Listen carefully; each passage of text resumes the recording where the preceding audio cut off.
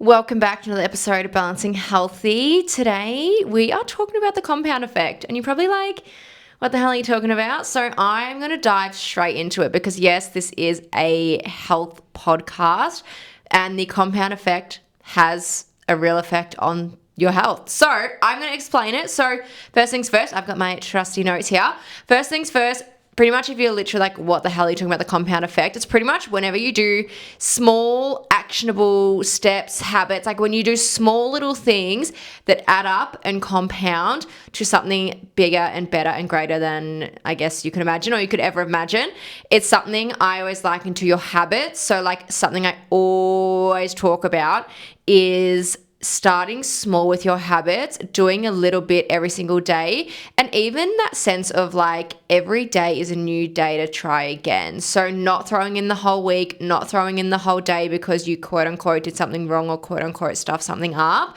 I want you to take it in like every single day. What is something I can do? What is 1% that I can do better that's going to allow myself to compound, and then you'll eventually end up X place that you want to be. And I'm literally going to give you some examples. I wrote some examples down. So like a really positive one for bigger change. I was like, money. I was like, people love money. Like it's easy to explain money. So money, like for example, you'd think like $5 a day, you'd be like, oh, it's not that much. And maybe it is. For me, I'm also like, it kind of is in a sense of like, you might be spending $5 on a coffee a day, right? Have a think about that.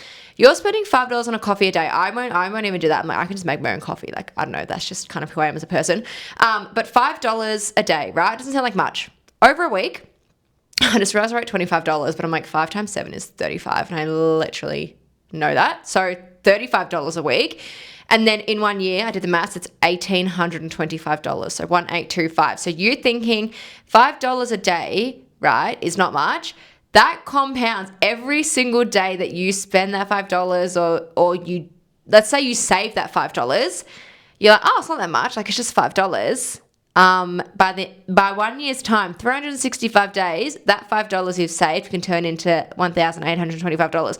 And think to yourself, what can I do with $1,825? So like put it into that perspective. You can even look at it in like a negative way of like, you know, let's say, I don't know, if you're a smoker. I don't know, like I'm not a smoker, so I don't really know, but like, you know, when you start, it might not seem so bad and like it might just be one or whatever, but then the more you do it, the more addicted you're becoming, and then you've become a smoker, and then, you know, you are very likely getting sick and coughing a lot and feeling like shit. And cool, like one smoke is not great, like any smoke is not great, but like the one time you could have done it and then just not kept going, like it was only a one-time thing, so it didn't compound. Whereas if you do, like you just keep doing it day and day and day and day out again, then like it compounds to something bigger than you can even think of. And I want to relate this to some stories of my own, but then I want to relate it to what you could also do as well if you are someone that's looking to lose weight or improve your health or get stronger or whatever the thing is. Like that's really what this episode is going to be about. So I'm going to try and keep it short and sweet, but we'll see how we go. So firstly, relating it to my own journey with my health, my studies, my business, all the things. So I always talk about using a habit tracker, right? I have a completely free habit tracker. If you are like, I need one that's going to work, send me a message on Instagram or comment down below, and I can literally, it's completely free. It's literally a piece of paper. It's a PDF. So you can print it. It's undated. It's like blanked to a certain degree so that you can print it every single month, but the intention stays the same with it. So there's some questions on there as well, just to make sure you are staying on track with the actual goal and that it's right for you. So if you do want that, let me know. But I used a habit tracker for years. Again, I know I've spoken about this in the past. I know I've done episodes on this in the past about habit tracking and how powerful it is. And, you know, it's because of this compound effect. It's every single day that you can show up and do that little bit more or that little bit better, it does compound into something more. And the first thing I can think of, so when I was using my habit tracker years ago, these, again, the things that I'm about to talk about, it's literally like ingrained in me now, but it came from habit tracking. So I remember one of the first things I had on there was like having 2 liters of water a day. And like, I was already having it, I'm pretty sure at the time, but it's a reminder of like, okay, make sure I'm hydrating. And now I'm like, I literally can't go a day without it. And I feel it. Like, I feel tired. I feel sluggish. I feel really, really just gross and like headachy and like I have to have water with me everywhere. I'm like, I actually can't go without it. Another one was even just riding 2 gym sessions a week. And at that point I was only doing 2 a week. My life was crazy. But it was that thing of like that reminder of like, okay, like when am I going to do my 2 gym sessions this week? And sometimes you think like, oh, one gym like say I'd missed one and you'd think, oh, I only did 1 this week. Like it's not enough. But when I look at the month as a whole, I'm like, that still means I did like 7 sessions instead of just 6 that month, if that makes sense. So looking at it in that perspective of like, okay, but I actually showed up that day and did something and it's going to compound, down the road. Like even for example, I'm in the middle of a couple of trips away. So today is my only day that I could do a training session at the gym within 2 weeks or something like that. And it's easy to be like, oh no, like that doesn't matter. But I went and the intention was just to train, show up, move my body. Like again, my digestion feels a lot better. Move my body, show up, do a full body session, like just feel really, really good. And I ended up walking over the PB, which again, it feels like, 1 session in 2 weeks is nothing. But A, it's going to make me feel good. And B, it's going to compound for my future sessions, if that makes sense. Like showing up, recording my weights, going, cool, this is what I did last time. This is what I can do this time. Like actually compounding it, increasing the weights, all the things. Another one I had on there, like if you want to become a reader, I'm a big reader. So this is a good one. This is how I actually got back into it, was I had on there like read 10 pages of a book, right? And it might not have happened every single day, but if you can imagine, right? And I've done the maths again. If you read 10 pages a day of a book, if you do that every single day for 30 days, you could nearly read a whole book. Like most books, let's say like 350-ish. So like, let's just say 300 pages though. Let's say a book is 300 pages because especially if you're getting into reading, you want a smaller book, right? 300 pages is 10 pages a day for 30 days. That means you could literally read 12 books in a year. If you sit here and go, I don't have time for reading because you think you have to sit down and like have a couple of hours and like that is great and I fucking love doing that. When I can, I only really do it on a holiday because when I'm at home, I'm kind of like, ooh, what kind of work can I do? But when I'm on a holiday, I'm like, yep, all for it.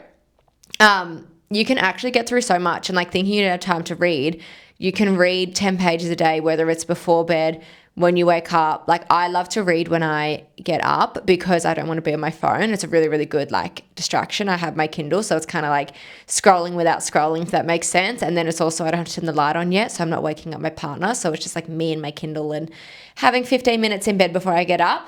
It's like my favorite morning routine. And again, like that's literally how I get through my books because I read them like little bits at a time. I generally won't sit down for more than a chapter or 2. So yeah, that's how I end up. I read freaking 27 books last year. Like, do you know what I mean? Like it's really not that deep and like the little things that you do are still gonna add up and make sense. Again, around that time, this was all 4 years ago. What are we in 2026? But let's say 2025. 3 years ago. 3.5, let's say 3 to 4 years ago. We don't need to know the exact dates, but I also remember this time I was doing my studies. Okay, yeah, this is 4 years ago. Doing my studies for my Cert 3 in fitness. And again, it was that thing of like I was working in an office full time as well.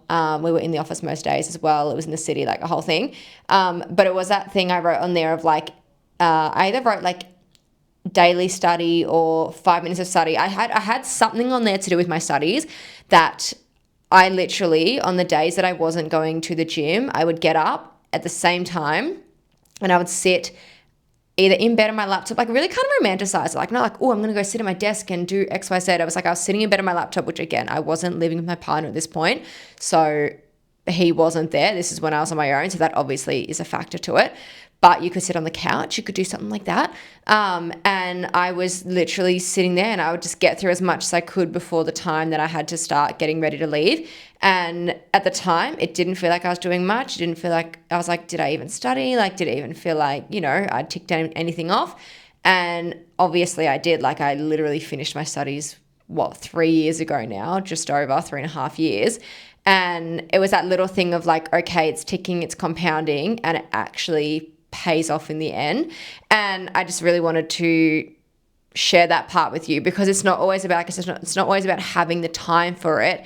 It's about doing what you can in the time you have. So again, I used to, and this is why I struggled with my studies at the start, because I was like, I have to sit down and have a whole day of like me doing my studies. And, you know, if I can't sit down and have no distractions and have a whole day, then there's no point. But then I started doing this thing of like, okay, we're just going to do little bits each day. And you know what? It worked so much better. I didn't get as bored, because let's be real, studying is boring, and I'm ADHD. So I don't enjoy sitting there forever. But I was just like, you know, I'm not feeling as bored. Like, it's good bite-sized chunks. So if you are ADHD, highly recommend that. Just batching it all as well. So like certain tasks I had to do, batching them together. Like, you know, if there's any videos I had to record, doing that all together. I can't even remember, it's been so long. But like anything that's like of the same, I was going to say genre, of the same type, if you will, if it's assignments, whatever it is, doing it together, so then it actually makes more sense, and like then you're not switching between a million things in your maybe half an hour that you have before work. So yeah, that's just like, I want to give you guys a couple of examples. I feel like I would have a lot of examples, but they're the ones that always spring to mind when I think about the compounding effect, and when I talk about it, and when I, you know, just give my examples to clients. So that's more about me, my life, health, studies, business. Actually, I didn't even talk to business. I don't need to talk to business. But again, it is that thing of like, I really, really, really do compare myself to other, you know, creators, coaches, things like that. And whilst there are some that, you know, questionable, there are people that I'm like, I do actually like look up to them and stuff, but they've been doing this stuff for so much longer. They've been it's more so like content and sharing my voice, even like my podcast and stuff, which is kind of why I started the podcast, because I was like, I need somewhere to talk for longer. I'm sick of putting myself in a 60-second reel. But yeah, anyway, so the point of like, they've been doing it for longer. They've been, you know, talking for longer. It's like, it'd be the same if one of you are listening and you're like, I wish I had a podcast, or I want to start a podcast. Like, you know, if you really like my podcast, it's like, well, yeah. Sorry, I've stuffed that up. If you're thinking like, oh, Sarah talks really well, or Sarah does this, Sarah does that, like, I've been doing it for 18 months now, which is so surreal actually. But I've been doing it for 18 months now. And also like, I've kind of like finally found my way with my, you know, my setup and my equipment and everything like that. And also like, you could do it. You just have to start. Like, I literally just started, and like, it's all kind of compounding. So there's that. But I want to relate it to you as the listener, as the consumer, because I want you to gain value from this. And I've got a couple of ways that I'm taking this. So the first way I'm taking it is, if you're someone who you are literally at the start of your health journey, you're like, I have no idea what I'm doing. There's so much information on the internet. I'm feeling so confused. Like, I'm feeling overwhelmed. Again, a lot of us are ADHD. So if you're feeling this way, it's okay. Don't stress. I've got you. First thing I would do, obviously starting small. I say this all the time, and I'll say it until I'm blue in the face. We are starting small. We are not doing anything crazy. We're going to start with maybe a 10-minute walk per day, right? Nice and small.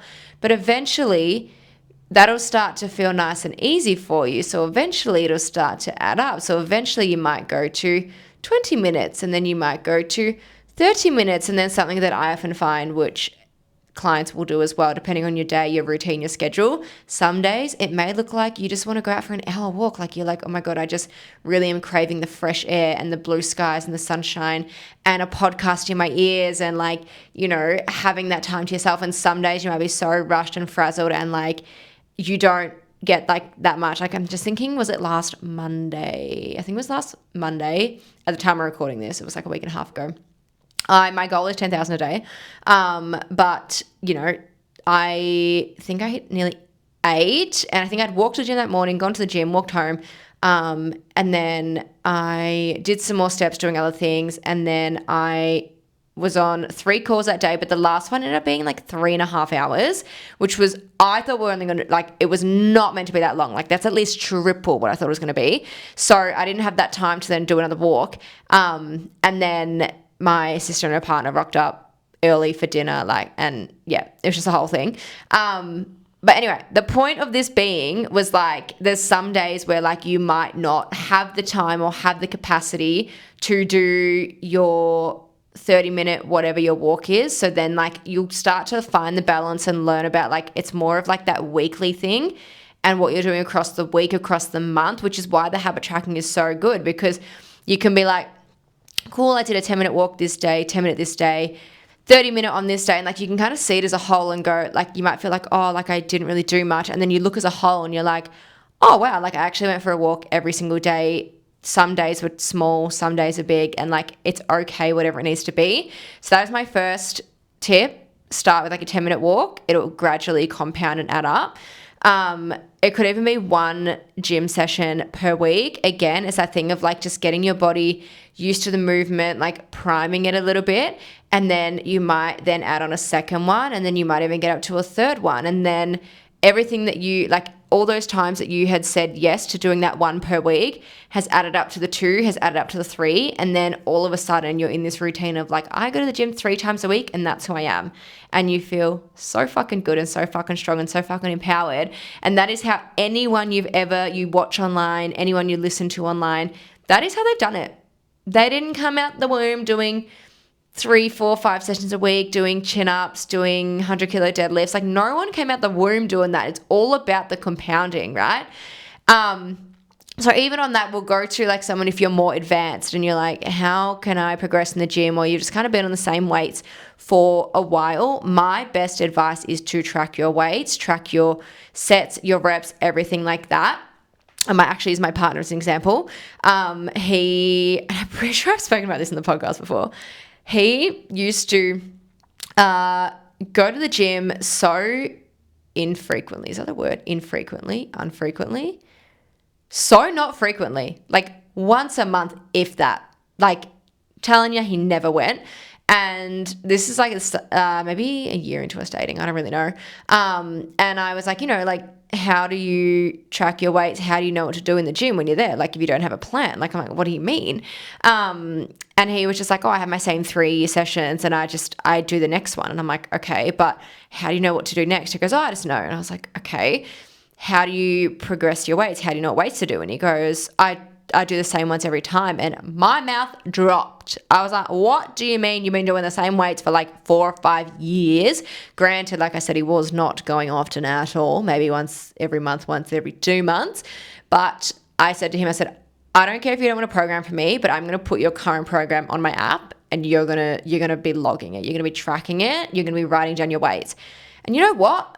His weights have increased so much. And he's still not even someone who's like, I need to, do more weight every week or more reps. Like he just goes to the gym and he trains. Like that's just what he does. Like he just walks in, does what he needs to do and leaves. Like he doesn't put any extra thought into it. And the fact that like I think he's like lat pull downs like doubled. It was something like, there was something crazy that I was like, holy shit, imagine if he had never started tracking his weights, it would not have had that gradual increase every week or every month or whenever he's increased, and it would not have added up. It's something that I always say as well to clients. Every kilo counts.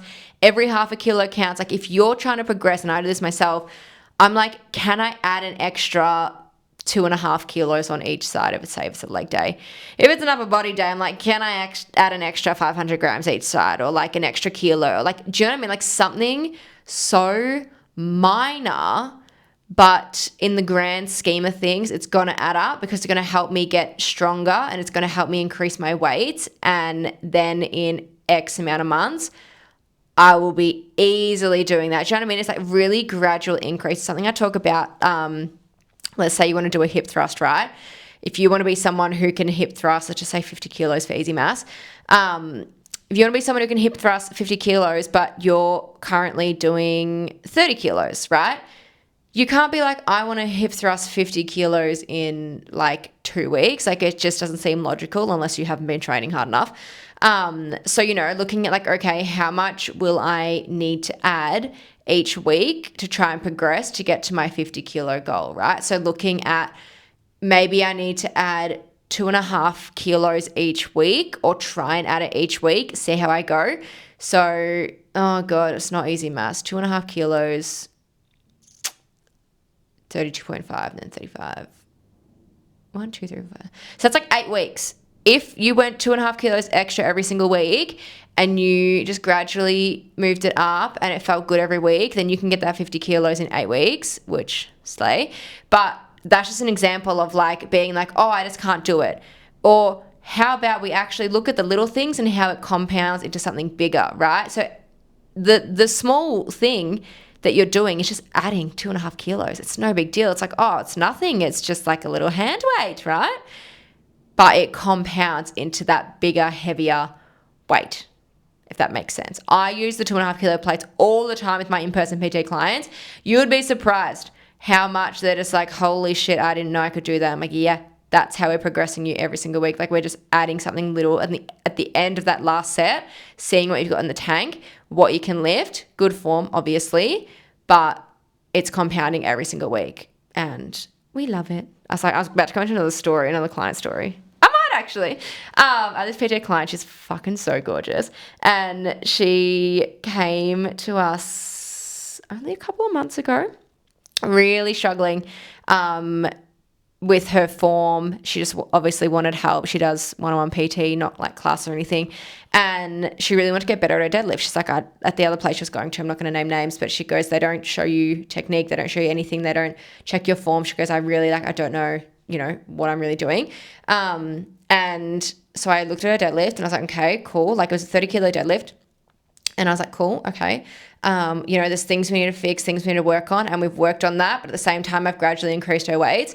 And literally yesterday, it was yesterday, what did she do? Like a 70 kilo deadlift? 60, 70 kilo. It was something like that because A, I fixed her form, but B, I gradually increased her weights every single week.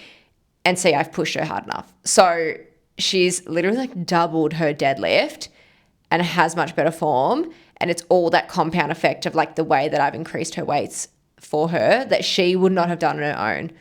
So it's just the compound effect is just so fucking real, my guys. I love it, love it, love it. But I think that is all that I had to say on the compound effect. It's one of those things that every time you say yes to yourself, every time you follow through on your promises and do what you say you're going to do, it's all compounding and it's all adding up. And you will get to whatever that goal is as long as you keep going and you keep showing up and you keep doing what you said you were going to do. So I hope this episode has been really, really helpful for you all. I hope you got something out of it. Hopefully you've got this new view on, treating your health and fitness as a journey and not a race, and just going into 2026 with a little bit more grace for yourself, but showing up in a way that's going to make you feel proud and inspired and just really confident. So, yeah.